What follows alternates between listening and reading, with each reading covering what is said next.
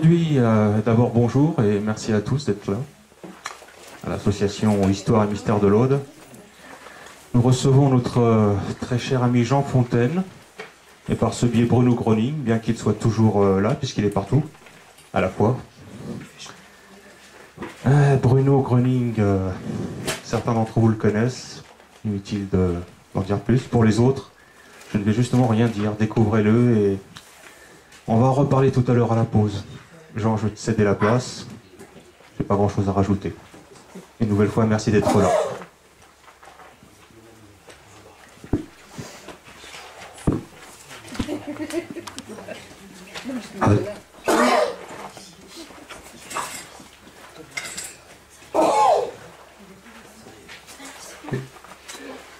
Voilà, bonjour à toutes et à tous. Ah, voilà.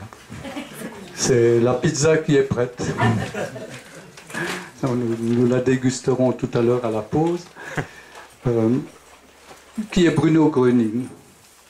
Un médecin allemand, un ami du cercle des amis, qui est dans l'association depuis très longtemps, il s'appelle Matthias Kamp. Il a d'ailleurs produit un merveilleux livre, résumé de la vie de Bruno et du contexte.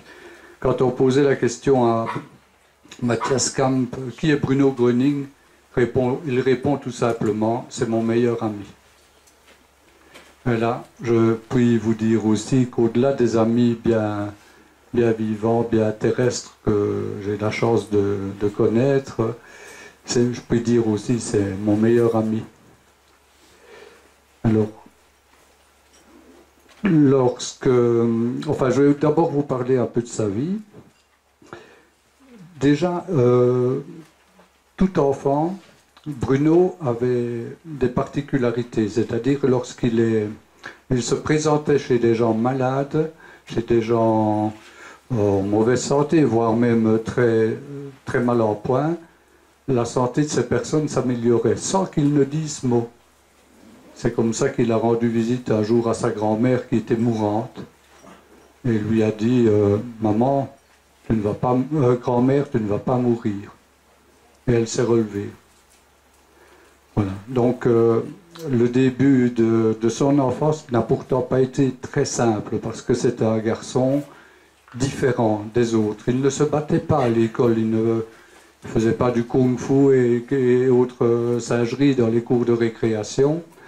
Donc il était mal vu, c'était un peu un bouc émissaire. Et lorsqu'il était parmi des enfants de ses collègues, vais-je dire, des amis de classe qui se battaient, le simple fait qu'il apparaisse, les gens arrêtaient de se battre. Mais ça n'empêchait pas que le fait qu'il soit mal considéré, notamment par ses parents qui étaient son père qui était très sévère avec lui. Et comme il faisait partie d'une famille de 7 enfants, il y avait notamment un de ses frères qui l'avait pris en grippe. Hein, comme ça peut arriver, vous l'avez peut-être connu ça aussi. Et lors d'une altercation, son frère avait trouvé comme moyen pour le déstabiliser ou lui faire du tort de prendre une cafetière d'eau bouillante et de lui verser sur la tête. Et il ne s'est rien passé. Il n'y a eu aucune blessure, rien. Et c'est suite à cet événement un peu bouleversant que le père a changé d'attitude envers lui. Parce qu'il s'est dit vraiment, là, il y a quand même quelque chose. Parce que l'eau bouillante sur la tête aurait dû marquer, aurait dû laisser des traces. Ce qui ne fut pas le cas. Donc, enfant aussi, Bruno, là j'ai oublié de vous dire qu'il est né en 1906, ça n'a que peu d'importance, sauf que peut-être on peut faire un parallèle avec sa venue et la mort de Maître Philippe de Lyon, qui a eu exactement le même discours, enfin avec à peu près les mêmes mots, les mêmes attitudes, les mêmes références. Donc Philippe de Lyon est décédé en 1905, Bruno est né en 1906 en Allemagne, qui est maintenant un village d'Annecy, qui est maintenant la Pologne. Donc, je reviens à son enfance. Là aussi, il aimait s'évader dans la nature. Il appréciait beaucoup être dans la nature, surtout pour fuir le tumulte des gens qui étaient dans la dualité, qui étaient dans les disputes et que sais-je. Et il disparaissait parfois pendant des heures et des heures. Et on a pu remarquer, enfin les gens qui le cherchaient ont pu remarquer que à cette époque déjà, les animaux, soit peureux, soit un peu sauvages, s'approchaient de lui sans crainte. Il avait un excellent contact avec ces animaux et il était heureux parmi eux. Et alors, un jour qu'il était en forêt, il a dit, mais il s'est dit, mais enfin, qu'est-ce que je fais sur cette planète, sur cette terre, qui est avec des gens aussi pénibles, parfois. Et il a eu une réponse intuitive, mais c'est toi qui l'as demandé.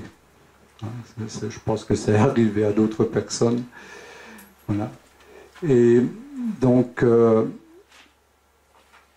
il a grandi, fait très peu d'études, puisque c'était une période extrêmement tumultueuse en Allemagne. Le fait d'ailleurs qu'il soit né en Allemagne est assez significatif, puisque les gens, la plupart des gens de ce pays ont suivi l'impossible. Hein. Pas mal ont suivi par motivation ou par contrainte, ils ont suivi un Führer. Donc, après la défaite, le pays était complètement dévasté, les gens complètement psychiquement, physiquement détruits. Et il fallait reconstruire. Reconstruire quoi? Poursuivre une autre voie. Et les guérisons ont été le moyen de faire suivre une autre voie par la preuve, tout simplement du discours. C'est dire, vous savez, il y a un Dieu, il est très bon, il est aimant, il peut vous soutenir à chaque instant, oui, ok, mais là, il l'a prouvé. Donc, il a fait quelques études, notamment, peut-être qu'il y aura des sourires, il a commencé par étudier, par être charpentier. Et alors, après 2 années d'études dans la menuiserie, il a dû abandonner parce que la société, il était apprenti là-bas, la société dans laquelle il apprenait à déposer le bilan, c'était une époque très troublée, l'Allemagne donc après la crise de 29. Donc il a dû abandonner, puis il a fait un peu des études de commerce, il a fait un peu les études d'électricien, etc. Et puis il a créé sa propre société de menuiserie. De nouveau, il est revenu au fondamental, si je puis dire, et il a créé sa propre entreprise, mais qui n'a pas fonctionné non plus parce que l'économie était vraiment à plat, vraiment totalement à plat. Et il a suite à cela, enfin un peu après, la guerre s'est déclarée. Il avait d'ailleurs donné les dates. Il avait dit qu'il y aura une guerre en 39 et 45, etc. Il avait donné plusieurs événements qui ont été consignés. Donc les gens ont pu vérifier que ce qu'il avait dit se passait très très bien, enfin se déroulait. En 1943, Bruno Gröning a été invité, entre guillemets, à rejoindre la Wehrmacht. Et là, il a dit, ok, bon, je suis forcé, mais je ne tirerai sur personne.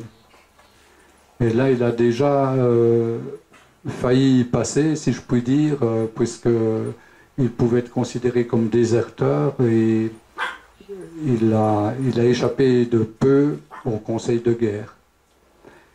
Ensuite, il a été amené à suivre les troupes allemandes et il s'est retrouvé en Russie, là où il était prisonnier avec énormément de personnes de ses camarades en Russie. Les conditions de détention en Russie, en Sibérie, vous pouvez vous imaginer que ce n'était pas le Club Med. Et il a eu l'occasion d'aider de nombreuses personnes, de guérir et d'aider, de soutenir nombre de ses camarades. y compris des Russes. C'est grâce à ça aussi qu'il a eu la vie sauve. Parce que ça ne plaisait pas à tout le monde et il y a des officiers russes qui ont pris sa défense. Et même certains Russes sont venus vers lui en lui disant « Mais vous êtes le nouveau Raspoutine ». Après la guerre, un petit épisode, une petite anecdote. Quand il était prisonnier, là, il était avec un Allemand de la région de Bavière.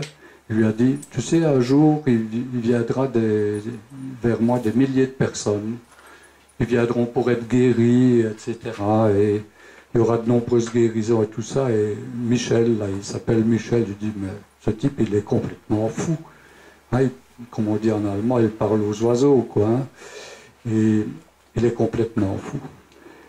Et donc la guerre se termine, il est ramené en Allemagne.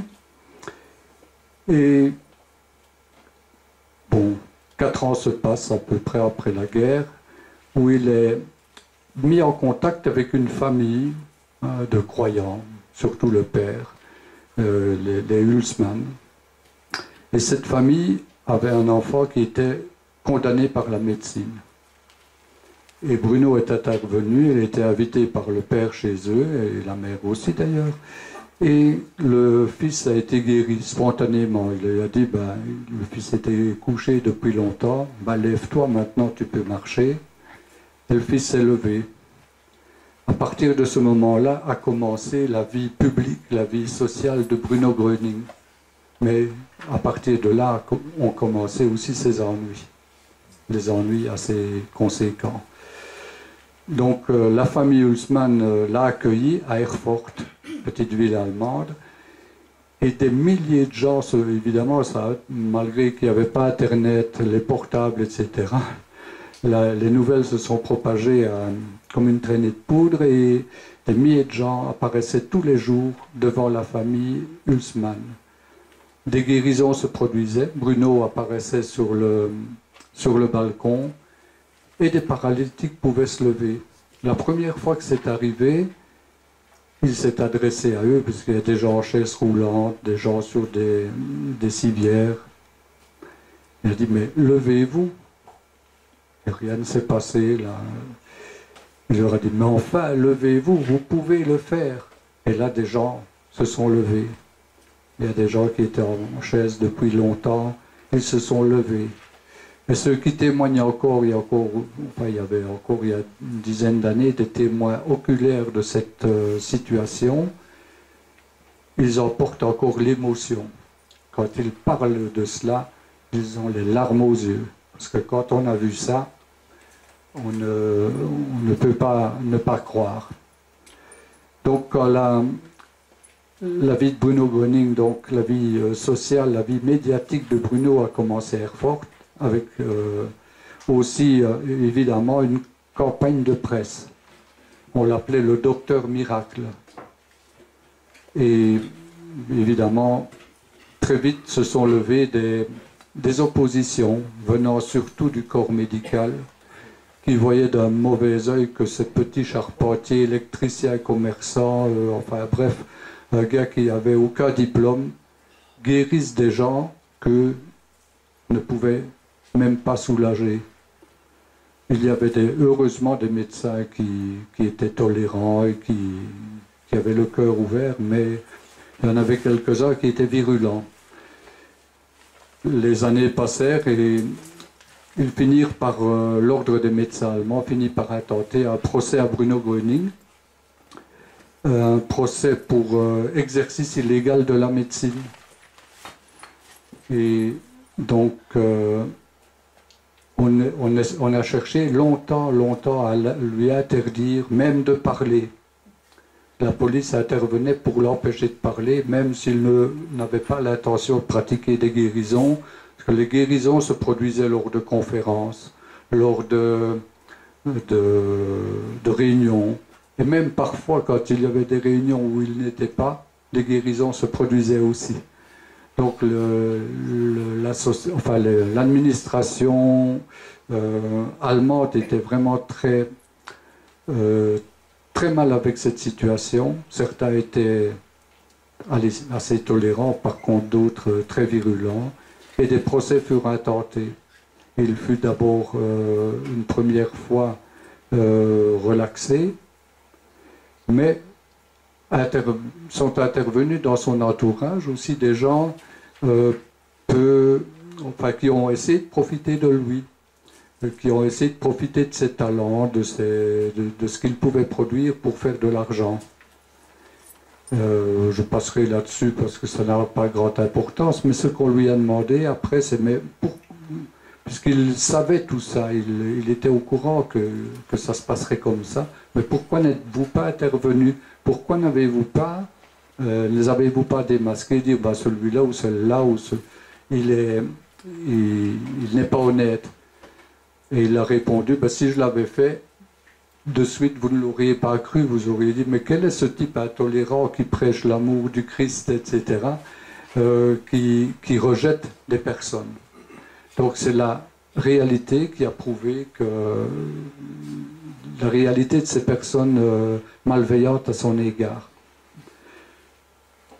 Après avoir vécu ces tumultes judiciaires, il a continué encore à parler de l'enseignement. Et son enseignement se résume en quelques mots, en réalité. Surveillez vos pensées, n'acceptez que les bonnes pensées, détachez-vous des mauvaises pensées, surveillez vos paroles et surveillez vos actes. N'ayez que des bonnes paroles et des bons actes. C'est très simple, mais pour nous qui sommes nés dans un contexte assez différent, c'est pas aussi simple de l'appliquer, puisqu'on est, à partir du moment où on met le pied à l'école, on est jugé, évalué, critiqué. Vous êtes un bon, un mauvais, un cancre, un génie. Vous êtes le fils de, ou le malheureux fils d'un autre. Donc, dès notre premier âge, nos premiers instants dans la vie, nous sommes évalués, nous sommes jugés et nous portons en nous, mais ça peut être différent pour chacun, ces conséquences. Et c'est bien ce qui nous est demandé dans tous les enseignements, que ce soit celui de Bruno, de Maître Philippe ou de bien d'autres comme Krishnamurti, c'est de sortir des jugements.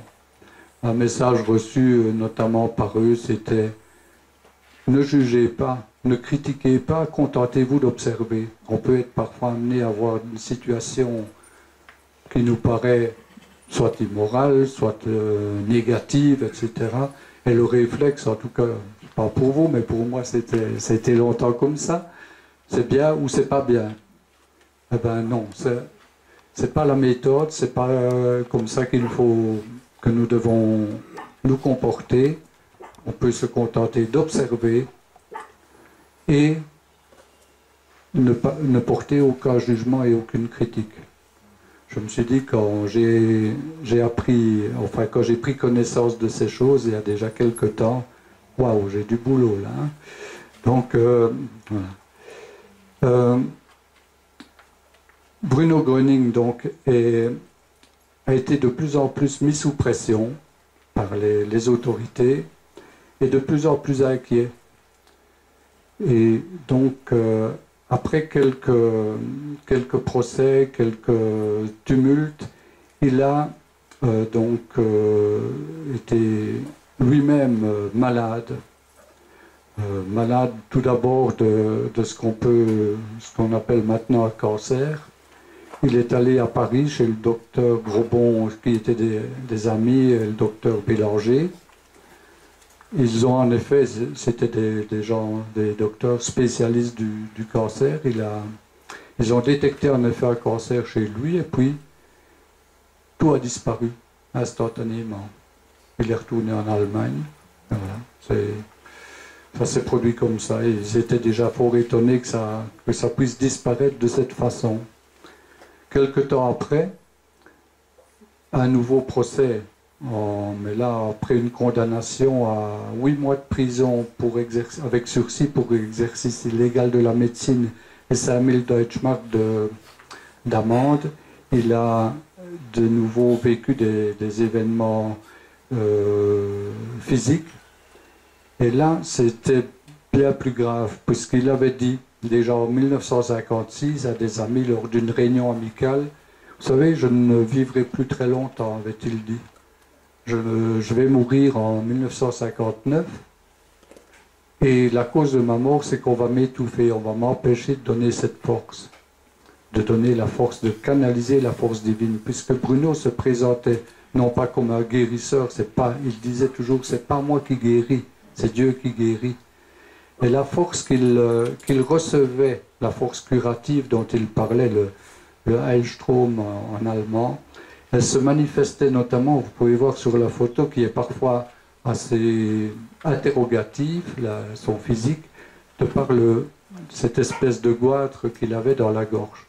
Mais il a bien précisé, ce n'est pas un goitre, parce qu'il a guéri de nombreux goitres, tout simplement d'un geste de la main où les goitres disparaissaient. C'est par là que la force se manifestait. On en voit une petite partie, mais la poitrine, cette force, ce gonflement se propageait jusqu'au milieu de la poitrine. Et c'était par là que cette force arrivait. Et le fait de le lui interdire et de la redonner, ça a produit une consommation interne. Quand, au mois de janvier 1959, il a été opéré pour la dernière fois à Paris, pour la deuxième fois, c'était la seconde, le docteur Bélanger et Grosbon ont pu constater qu'il était complètement consumé de l'intérieur. Il n'y avait plus aucun organe qui était... Et pourtant, sa tension artérielle, toutes les fonctions physiologiques fonctionnaient encore. Il disait, là c'est impossible, médicalement, c'est impossible que ça fonctionne encore. Avoir un pouls normal, une tension, enfin bref. Et donc ça c'est en janvier 1959. Et puis là, il est donc décédé à Paris, le 26 janvier, à 13h46 exactement. Une semaine avant avait lieu l'ouverture du procès, exactement à Munich. Le procès en appel, puisque le procureur allemand qui était en charge de l'affaire trouvait que la prison avec sursis n'était pas suffisante. Il fallait enlever le sursis. Et donc, le jour du procès, à 9h du matin, Bruno était opéré. Et il est resté encore en vie une semaine. Et le jour de l'opération, c'était donc à 9h du matin, il faisait bien clair à Paris, et soudain le ciel s'est obscurci. Il y a eu un orage terrible, et les lumières ont dû être allumées. Ça rappelle certains événements. Mais je dois aussi préciser qu'à aucun moment, ni Louis, ni Maître Philippe n'ont dit « je suis le Christ » ou « je suis la réincarnation du Christ ». Hein. Jamais, jamais. Bruno a dit « vous devriez suivre l'enseignement du Christ ». Il se présentait donc comme un petit transformateur. Je suis un intermédiaire, moi parfois je dis un VRP, mais un petit transformateur pour vous amener sur le chemin divin et connaître cette joie, ce bonheur de ressentir la force curative. Il nous a d'ailleurs dit, et il l'a précisé à plusieurs reprises un peu avant sa mort, je vais mourir, mais pour ceux qui m'appellent, je serai toujours là. Parce que quand je serai mort, vous serez capable de vous guérir vous-même. Vous n'aurez plus besoin de personne. Il l'a dit, et c'est vrai que lorsqu'on l'appelle, on fait appel à lui, par la prière, simplement par la présence, par une intention pure du cœur, on peut ressentir cette force curative. Et pas mal d'amis ici qui le connaissent déjà dans notre région depuis 2-3 ans maintenant, ont pu ressentir les effets de cette force curative qui se manifeste souvent par des picotements. Ça peut être soit dans les membres, soit un courant qui parcourt de la tête aux pieds. Et ce qui se passe aussi, ce sont il y a encore énormément d'aide, je peux le constater pratiquement à chaque rencontre. Et notamment l'année dernière, nous avons reçu une personne qui est venue pour la première fois à une de nos rencontres et qui était bien mal en point. Elle a demandé si elle pouvait être guérie. Tout le monde peut être guéri. Je lui ai répondu tout simplement, et vous, qu'est-ce que vous croyez? Elle a dit, je le crois. Et une semaine après, elle était libérée de plusieurs affections qui étaient jugées incurables et elle était condamnée par la médecine. Donc, elle est revenue le 12 juillet dernier nous revoir.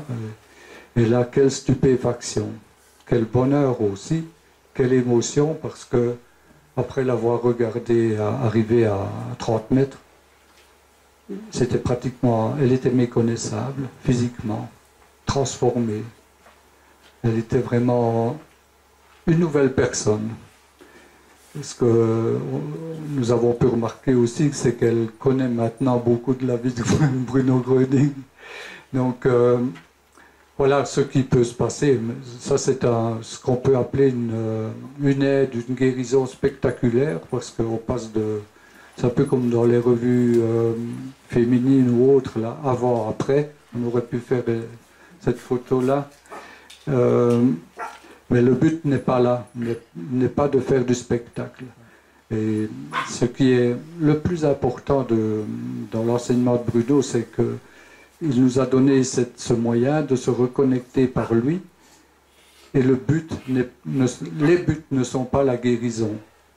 Le but, c'est de retrouver le chemin divin. Notre unité avec le divin, c'est gagner quand... Parce que le but de la vie, c'est une question que je me suis posée quelques fois dans ma vie aussi. Et pour moi et pour d'autres, les réponses ont été claires. Vous êtes appelés à vous rappeler de votre origine divine. Quand nous sommes vraiment 100% dans la confiance que nous sommes un avec le divin, tout le reste nous est donné par surcroît. Il n'y a plus besoin de chercher. On peut chercher toute sa vie, mais quand on a trouvé, on a trouvé. Donc il y a des chercheurs et il y a des trouveurs.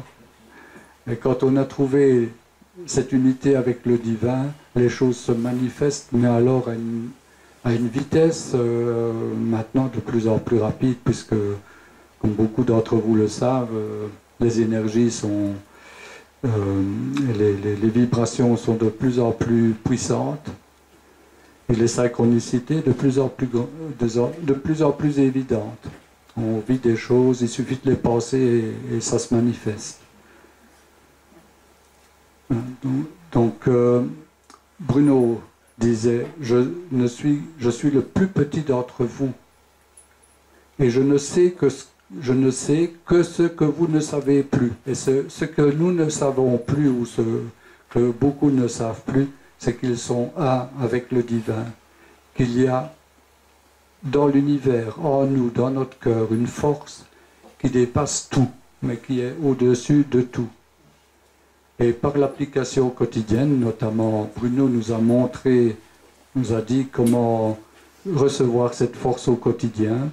C'est de se donner 5, 10 minutes, 15 minutes, peu importe le temps, d'être bien assis, le dos plat, il ne faut jamais croiser les jambes, et les mains en coupelle sur les cuisses ou au niveau du cœur, ça peut suivre le confort qu'on veut se donner, et on peut lui demander, on s'adresse à lui avec des mots, avec nos mots, il n'y a pas de protocole, il n'y a pas de formule, il n'y a pas de formule magique à dire pour atteindre Bruno. C'est l'intention pure du cœur qui compte. Et voilà. Et cette application quotidienne du matin et du soir, moi je pratique le matin et le soir, 5 minutes, pardon, 6 minutes 47 parce que c'est le temps que dure un CD et que je me passe pendant que je fais cette méditation et cette prière. Ça fait un bien fou. Ça nous redonne la force et le courage, parfois dans certaines situations. Et lorsqu'on est face à des moments critiques, le réflexe ce serait justement de se poser un instant et de se reconnecter. Maître Philippe de Lyon avait exactement le même discours et c'est par la prière et par l'intention pure du cœur qu'on arrive à guérir. Mais Maître Philippe ajoutait quelque chose. Et notamment, il l'a dit de façon stupéfiante à un monsieur qui venait pour que sa femme soit guérie, parce que sa femme était... je peux guérir votre femme peut être guérie, avait dit Maître Philippe, mais à une seule condition, c'est que vous me promettiez de ne plus jamais dire du mal de quelqu'un d'autre. Alors là, pour lui... qui n'arrêtait pas de cancaner et d'avoir une langue bien fourchue sur des événements. C'était vraiment, c'était plus lourd pour lui que de payer peut-être, que sais-je, une grosse somme pour la guérison de sa femme.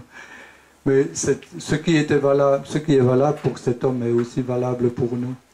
Détachons-nous autant que possible de toute critique. Et Dieu sait maintenant, si on écoute la presse, la télévision, enfin tous les médias, mon Dieu, qu'est-ce qu'on peut entendre, qu'est-ce qu'on peut être amené à porter jugement et critique. Et c'est un peu comme quand il y a un tournoi de football, il y a 60 millions d'entraîneurs en France, à peu près, donc ils vont tous de leur jugement, de leur critique et de leur appréciation pour dénoncer plutôt que d'encourager. Donc voilà ce que nous sommes amenés à faire là dans notre vie actuelle. C'est porter cette confiance. J'ai reçu récemment ici dans la région une compatriote qui vit à Hawaï et qui a tout lâché. Elle a simplement dit, je me suis fait à 100% confiance. Et tout ce qu'elle... Mais elle dit 100%, pas 99%. Tout ce qu'elle souhaite se réalise. Vraiment. Là, elle vit à Hawaï, elle a eu un message, elle devait venir à Carcassonne. Elle devait nous rencontrer à Carcassonne. Hawaï-Carcassonne, il n'y a pas Ryanair à 50 €. Donc, elle a dit, bon, elle n'a pas de moyens, elle n'a pas le RSA, elle n'a pas de moyens financiers, elle vit dans une communauté. Et là, comme par enchantement, quelqu'un lui a offert le billet pour la France. Voilà, tout simplement. Maintenant, elle est au Brésil et elle porte ce message. Faites-vous confiance à 100%. Et c'est une des choses, vraiment là, la chose dont nous pouvons demander avec la plus grande ferveur, c'est de nous libérer de toutes nos peurs. Parce que nous sommes tous à la même enseigne. Nous avons au départ des tas de peurs. Nous naissons avec ça, la peur de manquer, la peur de mal faire, la peur d'être mal vu, la peur d'être mal considéré, d'être mal jugé par le prof, puis par les parents, etc. Et puis c'est par le chef d'entreprise ou le patron, enfin bref. Nous nourrissons une quantité invraisemblable de peur. Et c'est bien de ça qu'il faut se libérer. Et ça se fait très facilement. Ce n'est pas laborieux. Un message d'ailleurs que nous avions reçu lors d'un retour de voyage de l'Inde, ce qui est divin et simple, facile et agréable. Donc quand c'est laborieux, c'est que ce n'est pas divin. Voilà. Je vais vous passer un petit film de 12 minutes et quelques secondes qui est un beau résumé du grand film documentaire. Il y a un film documentaire qui reprend un nombre invraisemblable de guérisons, de témoignages de guérisons qui sont dans ce film qui dure en 3 parties. ça fait environ 5 heures. Donc, soit on peut l'acquérir, faire don pour le recevoir, ou le visionner ensemble quand on le passe à Limoux ou dans la région. Mais ce que je peux vous dire et témoigner, c'est que des guérisons ont eu lieu pendant le film, et notamment des guérisons d'addiction. Ça, c'est assez fréquent. Des gens qui sont en addiction alcool, drogue, ou les deux, ou d'autres. Les portables, je ne sais pas encore. Je ne sais pas encore s'il y a des gens qui ont été libérés. Le grattage. Pardon? Le grattage. Oui, oui, voilà. Mais le jeu, oui. Toute forme d'addiction. Et là, avec des amis, nous prions au quotidien pour les gens. On reçoit une liste de noms, de prénoms. Mais ça peut être totalement anonyme, hein. On n'est pas obligé de donner son nom, ni de donner son adresse, parce qu'il n'y a pas de feedback. Des gens qui demandent à être libérés. Et ça, il y a des témoignages émouvants de gens qui ont été libérés d'addiction, notamment alcool, drogue. Voilà. Et ça s'est déjà produit pendant le film. Voilà. Donc, je vais vous passer ce petit... je vais en appeler à Sylvain parce que c'est lui, oui, c'est lui qui a la machinerie en main. Les témoignages, il y en a de nombreux. Celui qui m'émeut toujours le plus, c'est celui de Adolphe, là, qui a 80 ans et plus. Parce qu'on sent chez lui toute la détresse qu'il a vécue lorsqu'il était malade, toute l'émotion d'avoir retrouvé la foi et toute la joie d'être encore vivant et en bonne santé. C'est vraiment un témoignage poignant. Il y en a d'autres bien plus comiques. Et notamment, je pense à cette personne qui a été guérie et qui dit « Mais maintenant, je suis guéri, il va falloir retourner au travail. Je vais perdre ma pension d'invalide. » Il y a une autre guérison aussi qui s'est produite lors d'une réunion. Et Bruno dit à une dame, mais vous êtes assis sur votre maladie. Et la dame dit, mais qu'est-ce qu'il raconte? Je n'ai pourtant pas les hémorroïdes. Elle ne comprenait pas qu'elle s'enfonçait, qu'elle maintenait sa maladie. Et Bruno, je dis sa maladie, et c'est bien là l'invitation que Bruno nous faisait, ne parlez pas de votre maladie. Plus vous parlez de vos problèmes, plus vous les entretenez. Et ça mouline, et ça mouline. Alors, détachez-vous de la maladie. Surtout, ne dites pas votre cancer, votre ulcère de l'estomac ou l'arthrite ou que sais-je. Non. L'application quotidienne de la réception de la force divine, c'est salvateur. C'est aussi pour ça que, un peu dans le même esprit, que nous nous réunissons entre amis, nous sommes en moyenne entre 20 et 30 personnes, parfois un peu plus, parfois un peu moins. Nous réunissons en moyenne toutes les 3 semaines dans la région de Limoux, de Brenac, ou suivant les possibilités de salle ou de se réunir. Et là, on ne célèbre évidemment pas de culte. On n'est pas dans un culte de la personnalité. On met la photo pour se rappeler. On se rappelle d'un ami qui est toujours là, mais qui n'est plus tout à fait présent physiquement, mais qui est bien là sur un autre plan. Il n'y a pas de culte, il n'y a pas de dogme, il n'y a pas de protocole. On se réunit simplement pour capter la force ensemble. Et là, on a pu voir, je vous ai cité l'exemple d'une guérison tout à l'heure, mais il y a de nombreuses aides. Moi, j'en ai bénéficié assez bien pour ma part aussi. Et Bruno avait aussi cette capacité d'avoir de l'influence sur la matière, puisqu'il pouvait réparer les radios, notamment, où il pouvait les arrêter et réparer de la mécanique, etc. Et quand je suis arrivé il y a 6 ans ici dans l'Aude, venant de Belgique, vous avez peut-être remarqué que je n'ai pas vraiment l'accent du Sud, si ce n'est celui du Sud de la Belgique. je suis arrivé avec une petite voiture, avec ma compagne bien chargée, et la voiture a fait la navette plusieurs fois, ce qui fait que l'embrayage avait subi quelques dégâts. Il était un peu fatigué. Bon, j'ai contacté le garage Peugeot de Limoux, et puis là, il me dit, bah, ça va vous coûter 600 €, monsieur. Bon, tiens, je prendrais bien l'idée de demander, de prier. Hein, pourquoi pas? Je vous assure, je peux. La voiture en question a un embrayage qui fonctionne merveilleusement bien sans qu'aucun mécanicien n'ait dû intervenir. Elle va même mieux qu'avant. La côte qui mène vers chez moi, et qui est une côte assez importante que la voiture arrivait difficilement à grimper, maintenant, bon, je peux encore accélérer en troisième ou en quatrième. Donc, je dis merci. C'est un clin d'œil, c'est amusant, c'est sympathique. Hein. Et il y a eu bien d'autres événements de ce type-là. Il faut juste y croire. Et comme Bruno a dit,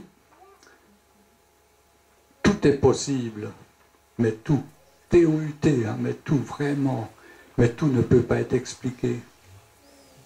Voilà, il ne faut pas chercher nécessairement l'explication à ça. Le rationnel, les mathématiques derrière, peut-être, qui vont expliquer tel ou tel phénomène. Peut-être qu'il y a une explication rationnelle, mais de cela, on s'en moque. L'important, c'est le résultat. Et aussi le résultat dans notre quotidien, la vie qui devient de plus en plus simple, de plus en plus harmonieuse. Il faut dire aussi, et ça, j'ai vécu pour d'autres personnes et à d'autres endroits, le fait de servir ce qu'on appelle la lumière, servir le divin, peut amener des contrariétés aussi. Hein, peut amener des oppositions. Hein, vous l'avez vu dans le petit film documentaire, ça se passe encore maintenant. On peut recevoir de méchantes lettres, de très méchantes lettres. On peut recevoir des insultes, des médisances, des calomnies, des cancans. Mais peu importe. Peu importe. Ce qui importe, c'est de passer au-dessus de ça, de se détacher du drame, un peu comme Pallas Athéna fait au-dessus du Parthénon. Détachez-vous du drame, de toute notre dramaturgie. Voilà. Est-ce que tu pourrais insister sur sa relation avec l'argent, justement, avec ce détachement total? Oui, Bruno disait l'argent c'est le diable. C'était sa vision des choses. Il ne prenait absolument pas d'argent pour les guérisons. Lorsque des gens voulaient payer, notamment, vous avez vu la dame qui avait une sciatique chronique là, et qui s'est levée tout d'un coup, elle a senti que c'était le moment. Son mari a voulu donner un gros billet à Bruno et il a dit non, ne me donnez-le à des pauvres. Il ne voulait absolument rien recevoir. Et on l'a pourtant accusé de mener grande vie avec l'argent qu'il recevait. Vous voyez, le fait d'être intègre n'est pas un gage qu'on va avoir la paix. Maître Philippe de Lyon, lui, avait une démarche pratiquement identique, mais il était moins catégorique par rapport à l'argent. De nombreuses personnes venaient pour des guérisons quotidiennes, des dizaines, voire des centaines par jour, et tout le monde la plupart des gens n'aiment pas la gratuité, donc ils donnaient de l'argent. Et Maître Philippe de Lyon payait 56 ou 58 loyers pour des pauvres à Lyon. Donc il paye et aidait de nombreuses personnes démunies.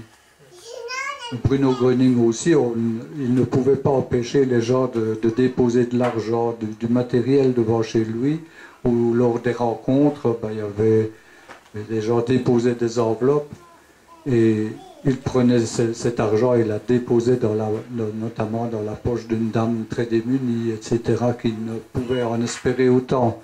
Donc c'était leur façon de faire. Et ils étaient complètement détachés de la nécessité de gagner de l'argent ou d'en amasser. C'était une œuvre purement missionnaire, divine, si j'ose dire. Ils connaissaient tous leur, quand je parle de ils, c'est aussi bien Bruno que Maître Philippe, connaissaient leur destin, connaissaient leur voie, savaient pourquoi ils étaient là, savaient pourquoi ils agissaient comme ça. Ils sont morts tous les deux assez jeunes et dans ces grandes souffrances. Voilà. Je vous propose peut-être maintenant de passer à l'entracte, aux crêpes, à une petite pause. La boisson est offerte aujourd'hui. Oui, il y a une boisson offerte. Voilà. Et il y a des crêpes, peut-être aussi les crêpes. Pour ceux qui ne connaissent pas, les crêpes, elles sont très bonnes, oui, absolument. Voilà. Merci Jean. Merci et à tout à l'heure. Donc après la pause, je répondrai à toutes vos questions si vous le souhaitez. Et pour les gens qui le souhaitent, après, nous irons vers la source vers la source salée. On se mettra en réception ensemble, même si on l'est déjà là maintenant. Mais là, on va encore un peu plus marquer l'intention. Mais ça, c'est tout à fait libre, hein, il n'y a aucune obligation. Et dans toutes nos rencontres, il n'y a absolument ni argent, ni obligation. Voilà, j'arrive à me taire. Bon appétit, bonne dégustation. Merci Jean.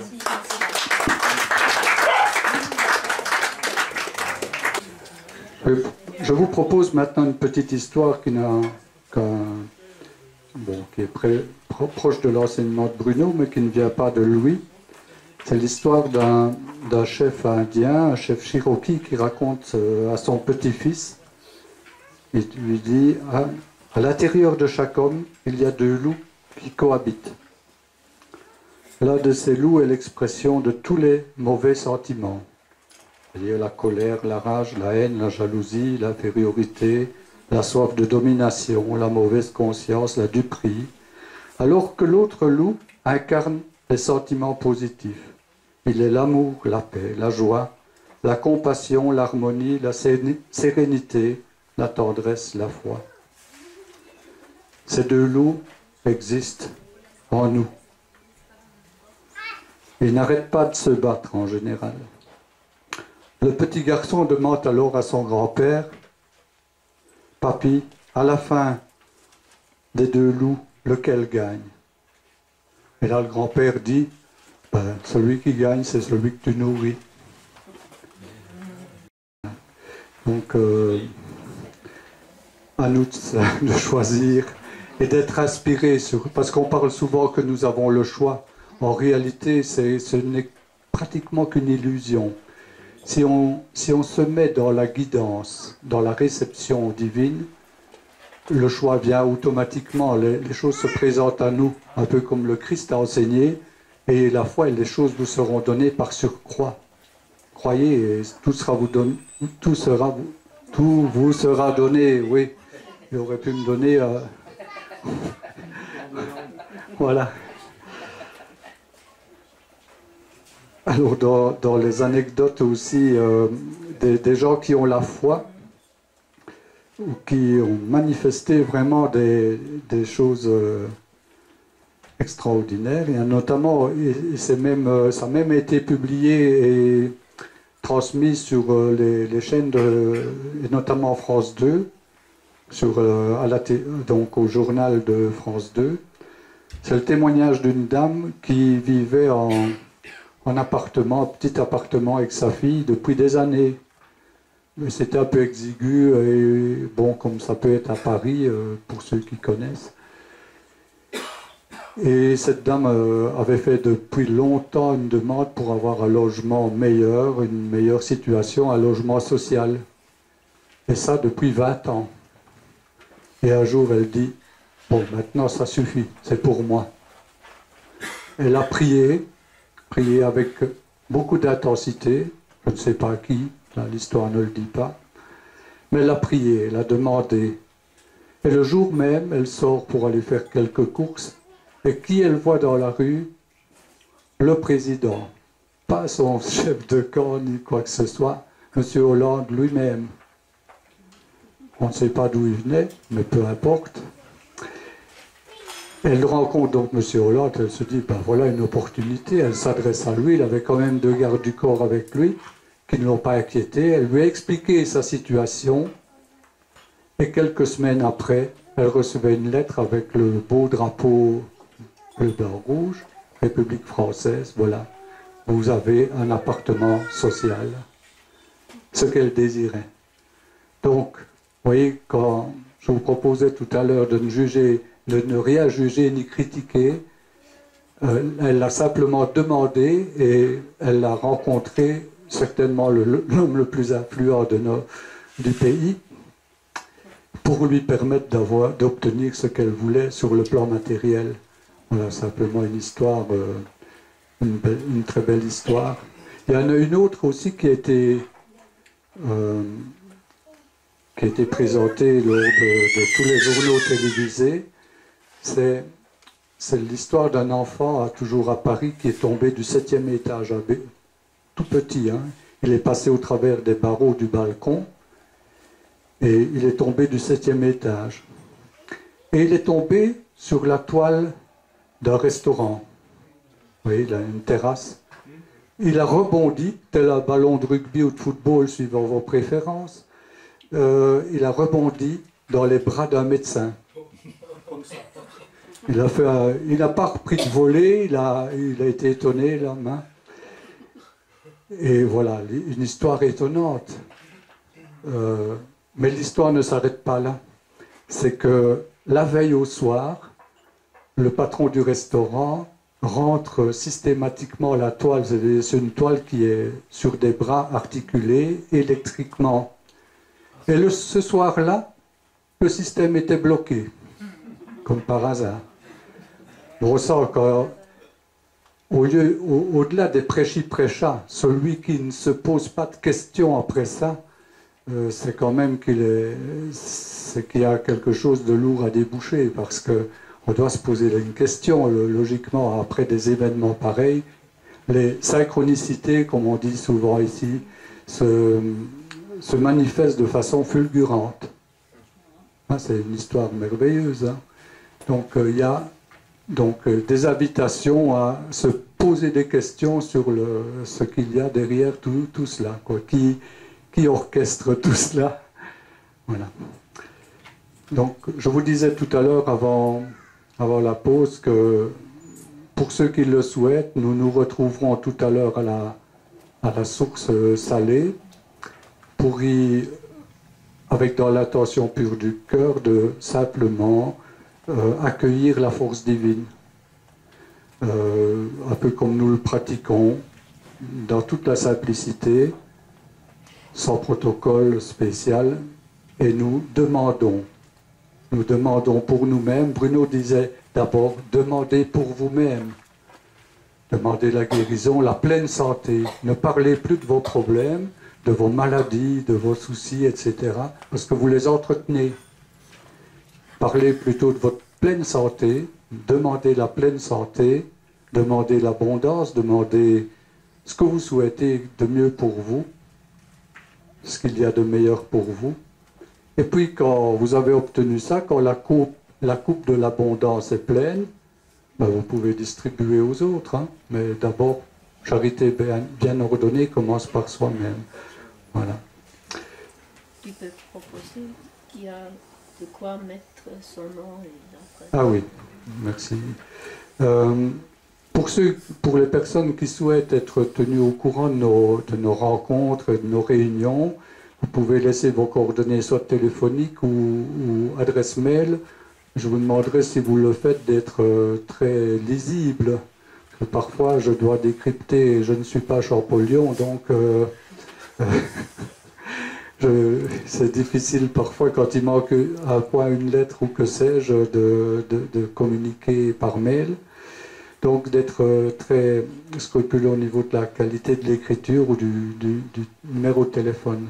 Je vous promets aussi, et ça c'est bien sûr une évidence, que le fait de communiquer votre téléphone ou votre adresse mail n'est pas un moyen de vous inonder d'infos, etc. C'est juste pour vous, une fois toutes les 3 semaines, j'envoie une invitation aux amis qui souhaitent se retrouver. Point. Voilà. Sauf s'il y avait un événement particulier, mais jusqu'à présent, ça n'a pas été nécessaire.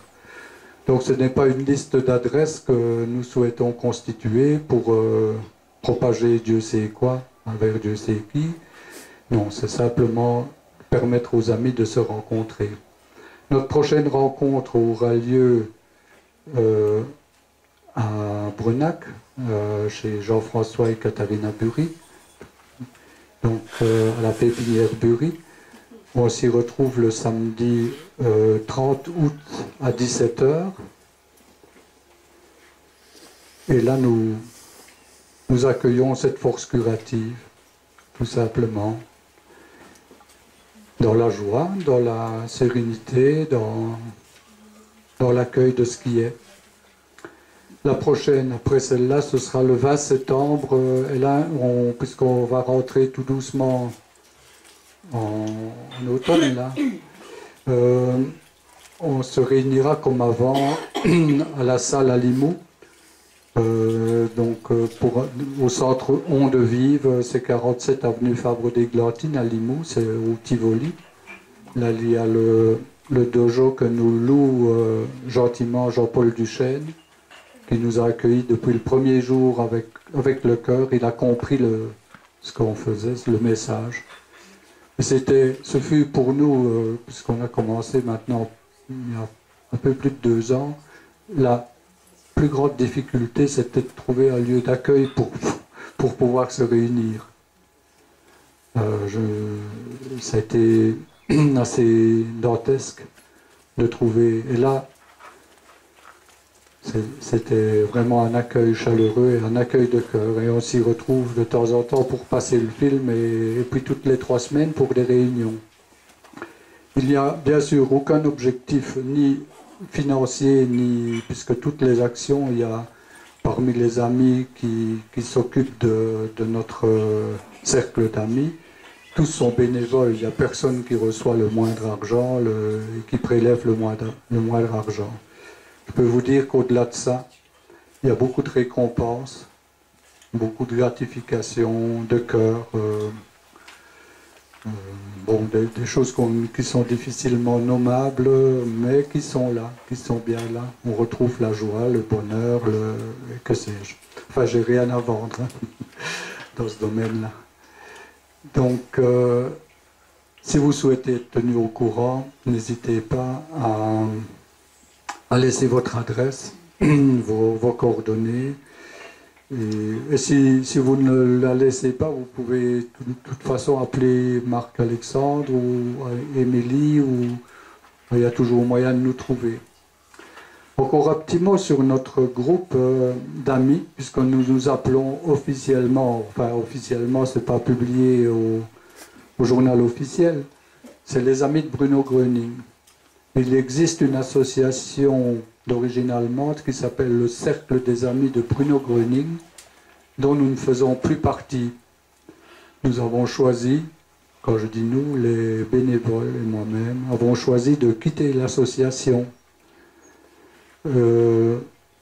pour une simple, enfin quelques bonnes ou mauvaises raisons, mais nous les trouvons bonnes. Et notamment ce qui se passe dans toutes les associations, qu'elles soient sportives, politiques, ONG ou ailleurs, il y a toujours des gens qui se prennent, qui dès qu'ils ont des responsabilités au niveau d'un cercle ou d'une association, qui dit responsabilité, dit autorité, et ça y est, c'est parti. Ego, autorité, dogme, protocole, vous devez mettre des nappes blanches, vous devez mettre des bougies, vous devez vous tenir d'une telle façon. Vous ne pouvez pas aller faire pipi, n'est-ce pas, hein, Monsieur Noël l'a vécu. On ne peut pas aller faire pipi, sinon on ne peut pas rentrer dans la salle. Enfin, ça existe. Ça ne veut pas dire que ce cercle soit infesté de gens mauvais. Hein. C'est loin de là. Nous avons pu y rencontrer des gens extraordinaires, mais il y a aussi des gens qui se prennent d'autorité, qui continuent peut-être au travers du cercle une profession autoritaire qu'ils avaient avant, comme ça ils ne perdent pas grand-chose en étant à la retraite, enfin peu importe leur raison.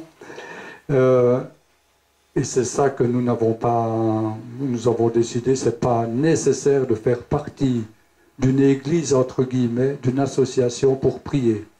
Hein, c'est comme si on devait payer pour prier, ça ne tient pas debout. C'est pas nécessaire non plus de faire partie d'une grande association. Et je prône plutôt pour que chacun soit responsable de ce qu'il vit et de ce qu'il fait. Et la pleine responsabilité à chacun, plutôt que d'avoir une autorité qui est ce cercle qui est devenu, c'est une description avec un pape, des cardinaux, des évêques, et puis des curés, ce sont les gens qui animent les communautés. Ça me rappelle des choses de mon enfance que j'ai déjà rejetées. Donc voilà. Juste pour l'anecdote, je vous dirais, pour ceux qui connaissent Krishnamurti, qui était un grand enseignant de ce monde aussi, il rapporte cette anecdote que j'ai beaucoup aimée et qui m'a conforté dans nos choix.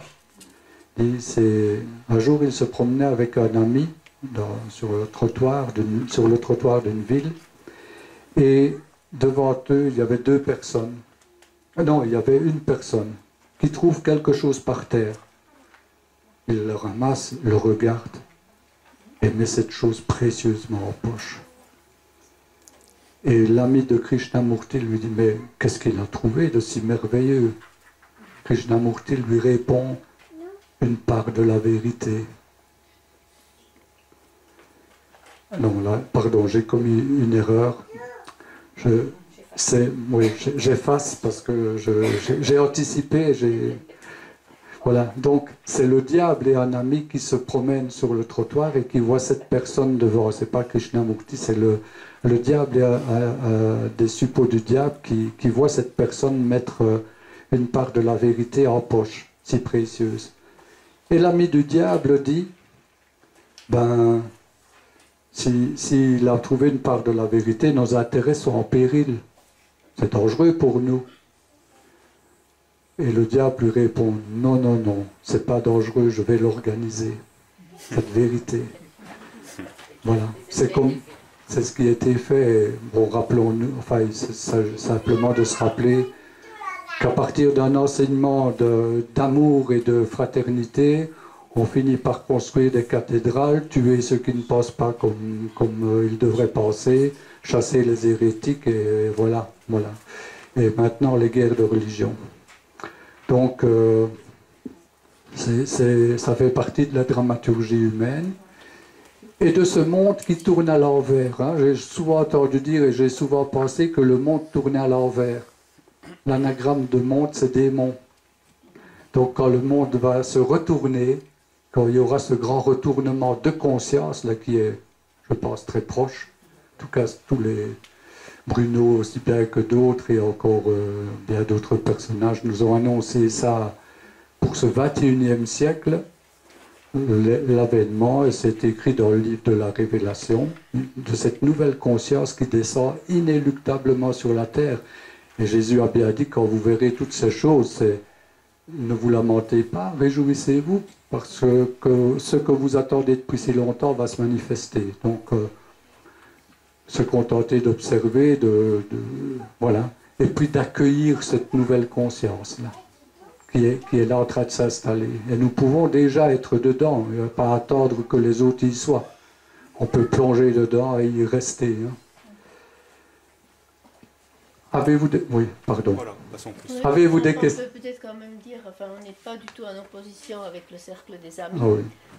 Enfin, si tu veux le développer. Voilà, oui, donc nous avons décidé de quitter cette association, mais garder malgré tout de très bons contacts avec l'association, et notamment contact quotidien avec une dame qui s'occupe des plus nécessiteux, qui s'appelle Lucie.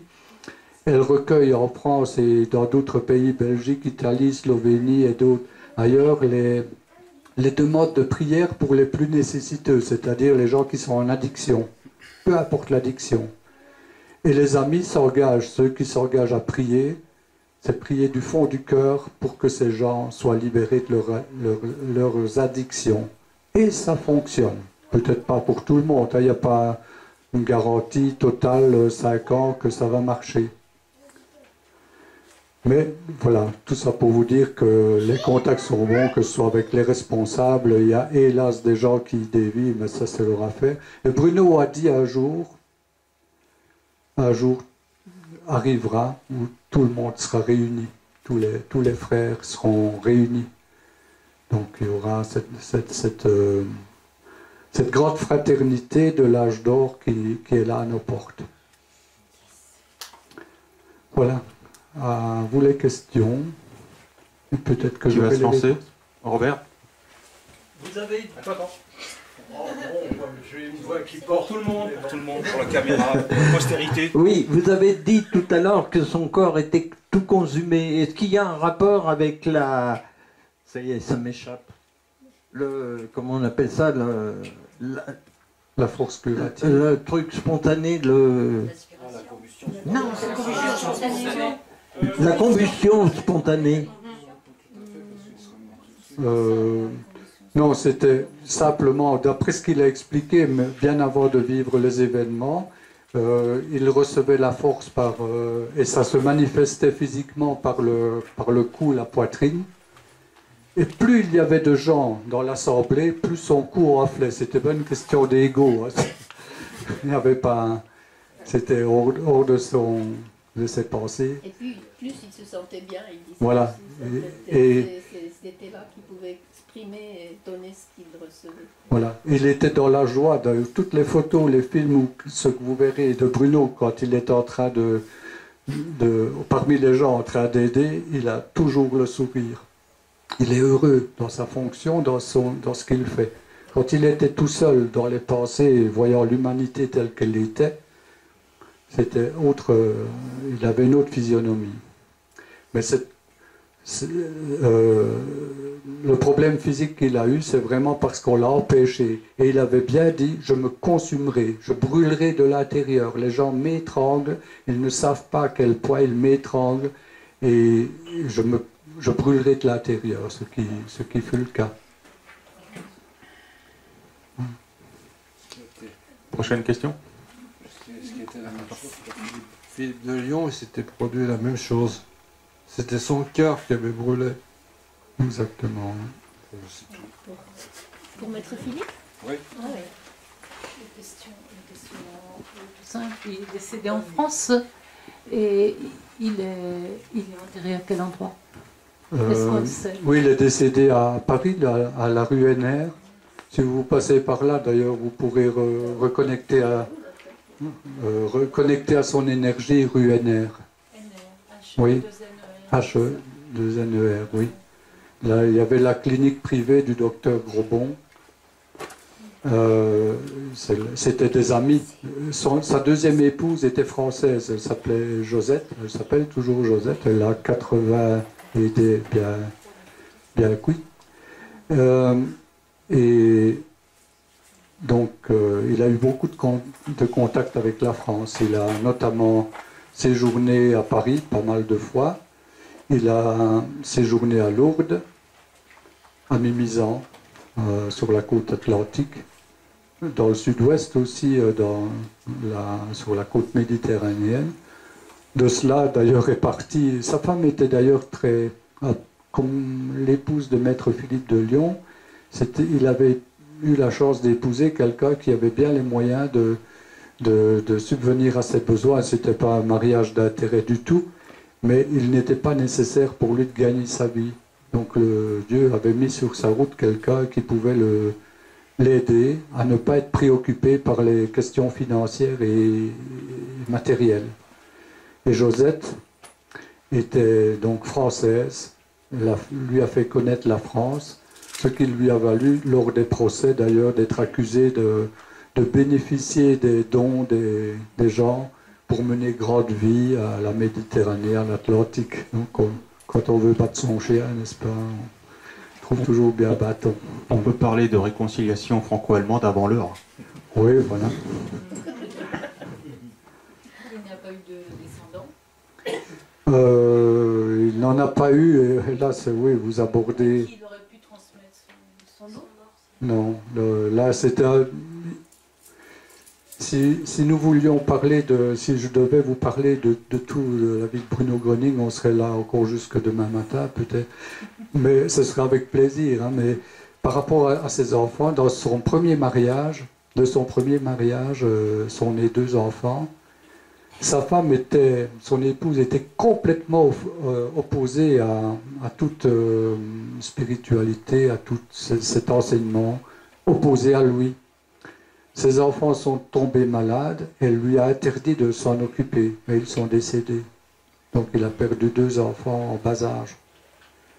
Il a dit, après la guerre, là, il a divorcé de sa première épouse et il a donc épousé Josette en seconde noces, qui lui a été vraiment, elle était très dévouée, c'était une personne qui a été mise sur sa route pour l'épauler avec beaucoup d'amour, avec beaucoup de générosité, sans calcul. C'était vraiment une très très très belle relation.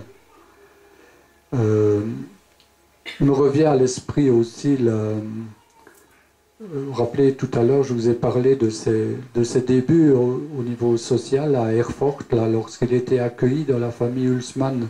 Il y a eu une guérison d'un enfant. Le père Hulsmann était vraiment tellement heureux de cette guérison qu'il a accueilli Bruno et des personnes qui l'aidaient. Ils ont accueilli des milliers de personnes devant leur maison. Et malheureusement, dans le couple Hulsmann, comme dans beaucoup de couples, il y a eu dissensions, disputes, etc. Et Madame Hulsmann a même fini par réclamer des arriérés de loyer à Bruno. Dans la dispute, dans le divorce, il y a eu, comme ça malheureusement ça se passe parfois, certains trouvent tous les prétextes pour embêter l'autre. Et là, elle a réclamé de l'argent à Bruno pour avoir séjourné X temps, je ne sais plus si c'est quelques mois, enfin quelques semaines, dans sa vie. Suite à cela, l'enfant est mort. Donc une guérison n'est jamais acquise pour toujours. Là, ça nous enseigne aussi que ce qui nous est donné peut être repris. Et ça faisait aussi partie de l'enseignement christique. Si on a reçu des bienfaits par la providence peut nous reprendre parce que nous retournons ou des personnes retournent dans leur travers. Puisque le principal de l'enseignement de Bruno et de tous ses maîtres, c'est retrouver le chemin divin, trouver la voie. Quand j'ai trouvé la voie, il n'y a plus besoin de chercher. Mais si je m'écarte de la voie, je peux retourner. Il n'y a ni jugement ni critique. Cette personne vivra peut-être d'autres vies pour permettre à d'autres de revenir sur le chemin.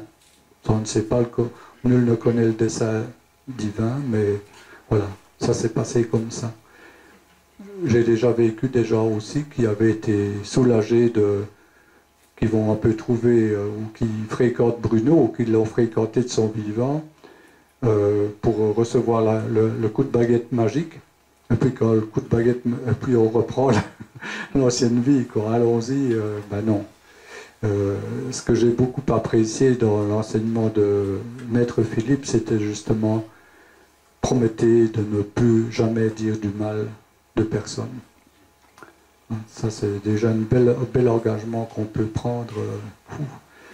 C'est un fameux boulot, là.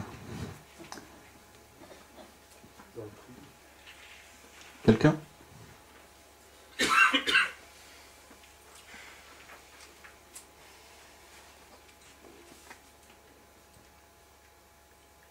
Beau silence. Beau silence.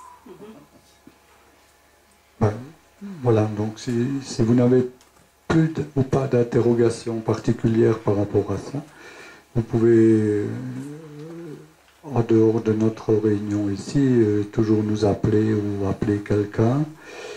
Et j'en terminerai avec cette prophétie du peuple Hopi, les Indiens Hopi. Il y a une prophétie qui... Pardon ? Soigner les animaux, s'il avait beaucoup de rapports avec les animaux. Ah oui, on parle surtout des guérisons qu'il ne disait pas miraculeuses. Hein. Il a toujours insisté, les guérisons n'ont rien de miraculeux, c'est simplement l'application de lois physiques, de lois naturelles. Ces guérisons ne sont pas extraordinaires, elles sont naturelles. C'est parce que nous nous sommes décentrés, déconnectés de la vie naturelle, de la vie tout court, que la maladie s'installe. D'ailleurs, en espagnol, il y a un espagnol parmi nous, là, maladia, c'est maladieux. Hein. Donc, quand on a du mal à Dieu, on peut vivre des maladies. Jacques Salomé a dit aussi, le maladie. Et alors, mais il a oublié, notre ami Jacques, que j'aime beaucoup, de dire guérir. Pour guérir, il faut être gai, il faut rire. Voilà.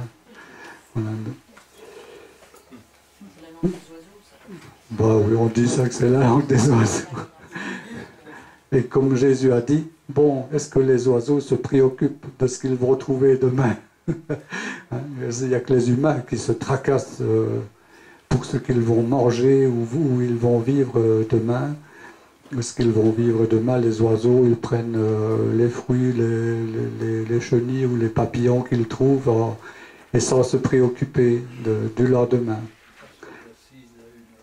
François d'Assise a eu le même genre de comportement, exactement. de réflexion. Oui. Et par rapport aux animaux, Bruno a guéri beaucoup d'animaux aussi. Hein, et il y a un ami parmi nous ici qui a aussi vécu la guérison d'une tumeur de son cheval. Hein. Donc, ça arrive aussi. Et oui, des amis qui ne sont pas là ont aussi vécu la guérison de leur chien. Leur petit chien était cliniquement mort, emmené chez le vétérinaire. Et ils ont appelé, est-ce que vous pouvez à quelques-uns, ou est-ce qu'on peut prier pour notre petit chien? Un petit chien pour ce couple, c'était un couple âgé, c'est presque comme leur enfant encore là. Et ils étaient désespérés de voir leur chien dans cet état. Nous avons prié ensemble et le chien va très bien. D'ailleurs, il vient souvent aux réunions.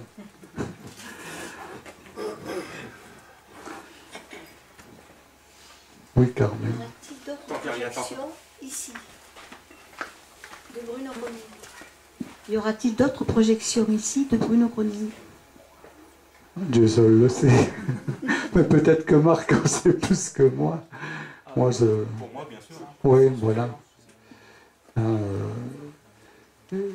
prochaine. Certaines personnes ne sont pas venues parce qu'ils trouvaient le chemin peu carrossable. Et là, depuis longtemps, je sais, j'ai appris en fréquentant, en étant employé dans une société multinationale américaine, qui ont malgré tout de beaux enseignements, qu'on peut trouver 5 bonnes raisons pour faire une chose et 5 bonnes raisons pour ne pas la faire. Donc tout est question de motivation.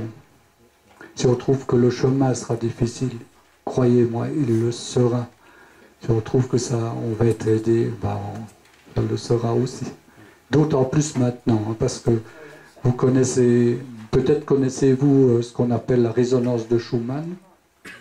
Donc c'est cette montée en fréquence de la Terre, là qui, depuis les années 50, M. Schumann, qui est un physicien allemand, a constaté une élévation du taux vibratoire, enfin de la fréquence de résonance de la Terre qui était à 7,8, et là on est arrivé à 13 pratiquement. Les conséquences, il les avait prévues aussi, c'est de plus en plus de synchronicité, de gens qui vont manifester des changements de conscience. À l'inverse, ceux qui ne sont pas ouverts vont vivre des choses de plus en plus difficiles. Il y a, pardonnez-moi l'expression, mais de plus en plus de pétage de plomb pour un rien, les gens s'étripent, une simple dispute et ça finit très mal. Ça fait partie des gens se suicident, énormément de suicides. Voilà, donc c'est des conséquences de cette montée en fréquence. Et si nous ne montons pas en fréquence nous-mêmes, c'est-à-dire dans ces fréquences, hautes fréquences vibratoires d'origine naturelle de la vie, on est en décalage. C'est physique là, hein, c'est pas une question de morale, c'est purement physique. Je compare toujours ça à la radio. Moi j'écoute France Inter ici sur 88.3 MHz, c'est la fréquence d'émission de France Inter. Pour écouter France Inter, je syntonise ma radio avec le curseur, là où le bouton, je mets 88.3 et j'entends France Inter. Mais s'il me casse les pieds ou les oreilles plutôt, je peux décider d'en changer et de passer sur une autre fréquence, 106.7, radio classique, pardon, 106.7. Donc je change la fréquence de réception de ma radio parce que je sais que radio classique émet sur 106.7 et j'entends autre chose. J'entends peut-être Mozart ou Vivaldi ou Bach ou d'autres, enfin peu importe. Voilà. Donc dans notre champ de réception des pensées et de l'énergie, c'est exactement comme la radio. La radio n'est d'ailleurs que l'émanation de nos pensées, du fruit de l'invention de certaines personnes. Donc si je change, si je m'élève en fréquence, je vais recevoir autre chose. Et c'est ça que nous pouvons recevoir au quotidien dans cette réception. Nous changeons ce qu'on appelle le taux vibratoire. C'est un terme technique qui définit simplement la capacité d'un lieu ou d'une personne de recevoir les bonnes vibrations. Apparemment, c'est pas moi qui dis, hein, ceux qui travaillent dessus, la fréquence du cerveau humain, c'est dans Hertz, dans 30, ils disent les fréquences, 30 et quelques, tout ça. Et jusque-là, on mesure ça depuis avant 2001. Donc le pic de fréquence qu'il y a eu, l'appareil existe, hein, 7 milliards d'humains, c'est comme une fourmilière, on voit les fréquences. Et à un moment donné, le pic du 11 septembre, les humains ont fait à un moment donné, ça y a eu plein de pics, voilà. Et tout de suite, depuis le début de l'année, disent-ils, les fréquences qui sont des fréquences de peur, négatives, positives, la ligne des fréquences, et à un moment donné, elles sont en train de s'aligner avec une exponentielle qui remonte. Depuis le début de l'année, c'est pas moi qui dis, hein, c'est des lectures, c'est des gens qui sont à Princeton, Cambridge, oui, ils ont l'appareil, mais toute la planète, je l'ont aussi. Oui, les choses positives peuvent se précipitent de plus en plus, et de plus en plus vite, et de mieux en mieux, pareil à l'inverse. Donc, laissons-nous inspirer par les bonnes choses, choisissons ça simplement.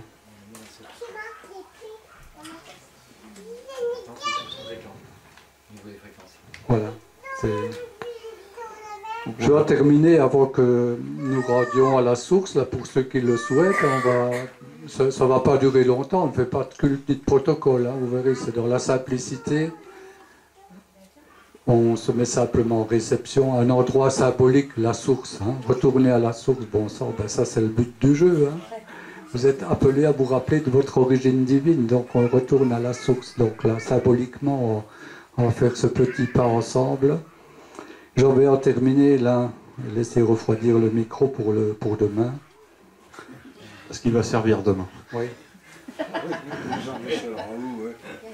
Une prophétie Hopi, très courte. Hein. Hopi, c'est une tribu indienne, hein, amérindienne. Des hommes blancs apporteront beaucoup de malheur sur leur territoire, mais bien plus tard, un homme blanc venu de l'Est apportera le bien et aidera tous les hommes à retrouver le chemin divin. Ben, Bruno venait bien de l'Est.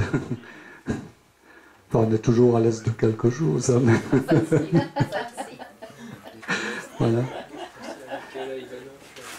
Oui, Mikhail Ivanov, là aussi, qui séjournait fréquemment dans la région, à Trasoulas, là, pour ceux qui connaissent, sur le plateau de Sceaux.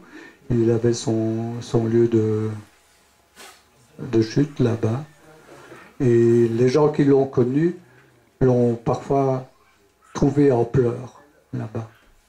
Il était, de son chalet, on voit Bugarache et Montségur. Enfin, pas en même temps, hein, parce que, au moins d'avoir des yeux dans le dos. Il a donc... il était parfois en pleurs et les gens qui étaient près de lui, ses disciples, comme on disait, bien que ce soit un peu un mot très charmant, Mais maître, pourquoi pleurez-vous? Je pleure parce que je vois ce qui va arriver à l'humanité.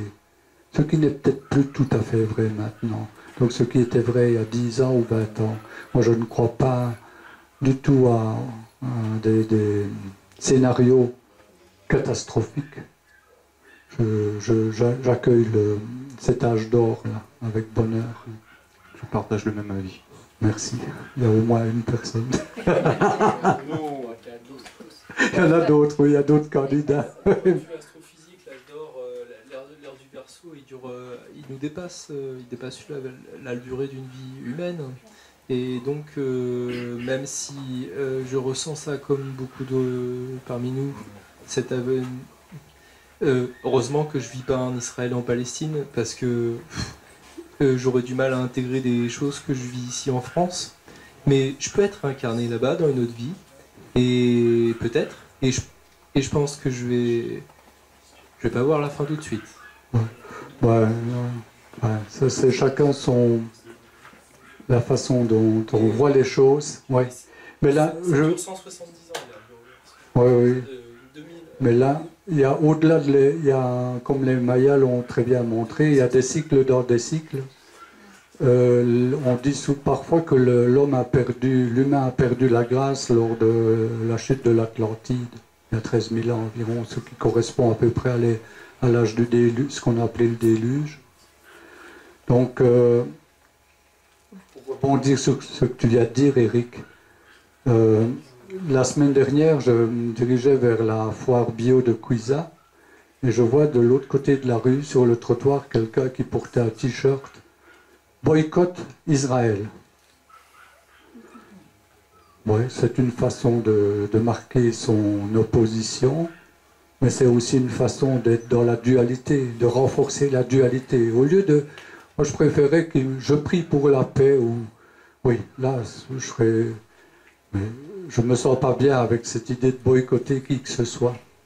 Alors, j'ai entendu encore récemment un grand reporter qui a été là-bas en Palestine, il dit quand on va là-bas, qui a tort, qui a raison, c'est impossible de le dire. Mais ce que je sais historiquement, ce que j'ai appris déjà depuis pas mal de temps, c'est que ce qui se passe là n'est jamais qu'une réaction de vengeance, dirais-je, par rapport à ce qui s'est passé bien avant. Et que s'est-il passé bien avant, notamment dans les années 30? Le grand moufti de Palestine, qui avait le pouvoir spirituel et administratif sur la Palestine, s'est allié objectivement avec Hitler. Il était reçu à Berlin avec le tapis rouge, il saluait, pas avec une quenelle, mais avec le bras à l'horizontale comme vous connaissez. Et il s'était allié à Hitler, tout comme les Japonais, parce que c'était le moyen pour lui de détruire le peuple juif. Il voulait déjà. Évidemment, comme son allié n'a pas gagné, car en 1948, il y a eu la création de l'État palestinien, et il y a peut-être des gens qui ont cette mémoire-là. D'Israël. Oui, qu'est-ce que j'ai dit? Oh oui.